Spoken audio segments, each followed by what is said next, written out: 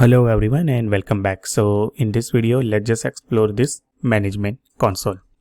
So you can have a look at on a top, there is one panel bar. From here, you can navigate to individual different services. All these services has been categorized into different categories like compute, containers, let's say database, which we are interested. So it's Amazon, DocumentDB, DynamoDB. Directly from here, you can navigate to. Now these are some of the service I have recently visited, so that's appear here. You can simply explore all the service at a one shot. See, there is a more than 200 plus service Amazon is offering in their cloud product. You can search for some services, some nice blogs, some documentation related to individual products. So let's say I am just searching for Redshift, a data warehousing solution. So that's a very comprehensive search, like it just do not provide you services, but some features associated with this Redshift. Some blogs has been written on our Amazon site related to Redshift, some documentation, some tutorials, some marketplace stuff. So everything will come. On the top, you will be able to see there is one icon like a CloudShell. So it's a full-fledged Linux machine at a completely free of cost. So let me click upon don't show message again. Let me close it and it will create one environment through which I can simply interact with the Amazon cloud. So here everything will be command line, but they are just going to provide at a completely free of cost AWS CloudShell. At least as of recording now, they may charge in future also. There is some notification. So if there is some open issue, some schedule changes, you will be notified at this level.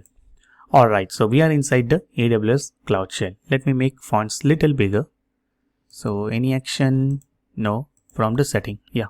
Let me make it largest. And there is a two theme it is going to be supported, light or dark. I'm just going to continue with the dark one. That's my favorite one also. Alright, so that's a full-fledged Linux machine they will provide you, and a lot of different tools being automatically configured. So let's say MySQL. It's always available. Might be Docker. No, Docker is not available. Maybe you need to install it then. Okay. But apart from that, there are a lot of other tools by default installed.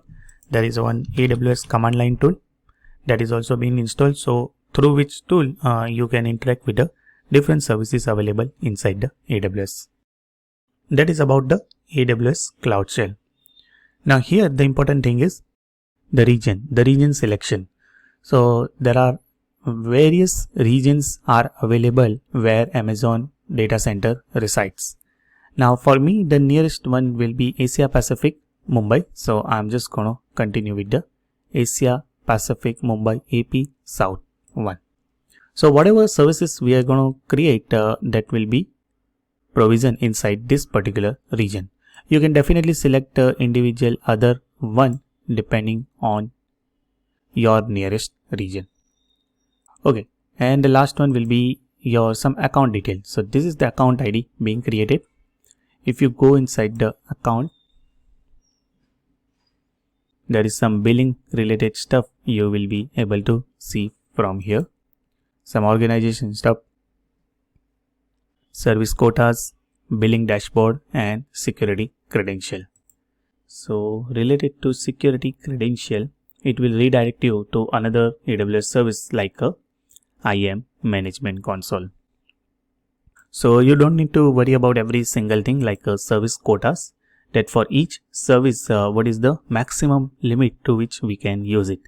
Like let's say Amazon Elastic Cloud Compute. Let me go inside. The total quota it says 77. What does it mean?